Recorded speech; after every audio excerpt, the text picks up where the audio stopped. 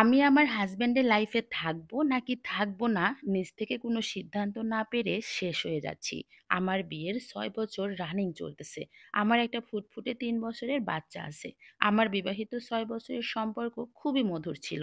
এক বিন্দু পরিমাণ কষ্টের কোনো ছায়া ছিল না। আমার হাসব্যান্ড একজন প্রবাসী। বিয়ের আগে তার লাইফ অনেক উচ্ছৃঙ্খল ছিল। তার সাথে আমার রিলেশনের বিয়ে। বিয়ের পর থেকে আমরা এত হ্যাপি কাপল, আশেপাশের সবাই আমাদের বন্ডিং দেখে আফসোস করে আর বলে বিয়ের আগে এই ছেলেটা কি ছিল আর এখন তার লাইফস্টাইলটা এত সুন্দর।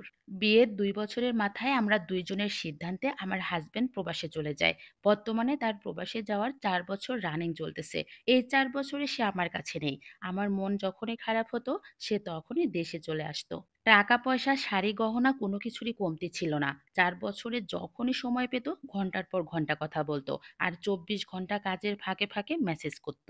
কিন্তু হঠাৎ করেই আমার জীবনটা একদিন এলোমেলো হয়ে গেল।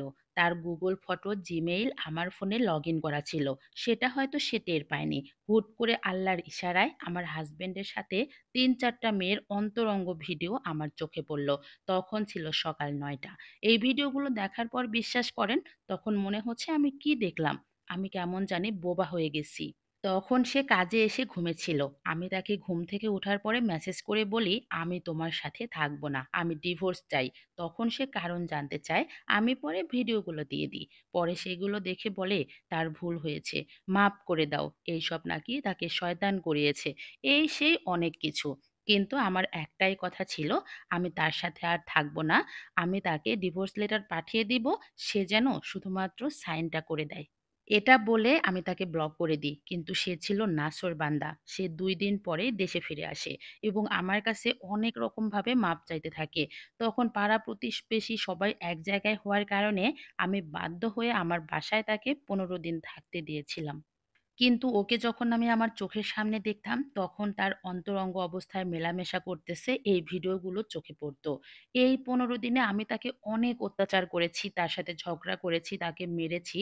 কিন্তু তার একটাই কথা ছিল, আমি যদি তাকে ক্ষমা না করি, সে এই বাসা থেকে যাবে না বা বিদেশেও যাবে না। ব্যাপারটা কেমন না বলেন তো? যেসব মেয়ের সাথে আমার হাসব্যান্ড কথা বলেছে, মেলামেশা করেছে, সেসব সবগুলোই বস্তির মেয়ে ছিল।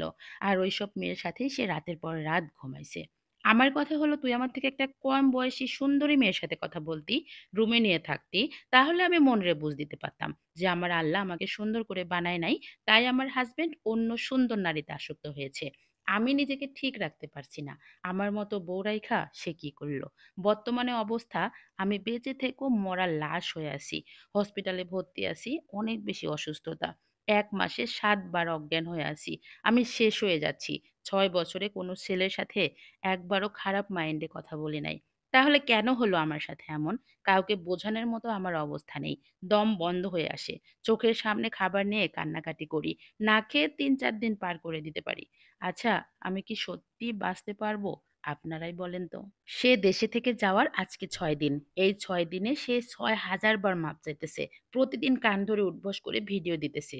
প্রতি রাতে নামাজ পড়ে আল্লাহর কাছে কান্না করে মাপ চাচ্ছে যে সে ভালো হয়ে যাবে। কিন্তু আমি তারে মানতে পারতেছি না। আমি শেষ হয়ে যাচ্ছি। সবসময় সেই ভিডিওগুলো আমার চোখে ভাসে। আমি শুধু তাকে আমার করে চেয়েছিলাম। কি থেকে কি হয়ে গেল আমার লাইফে?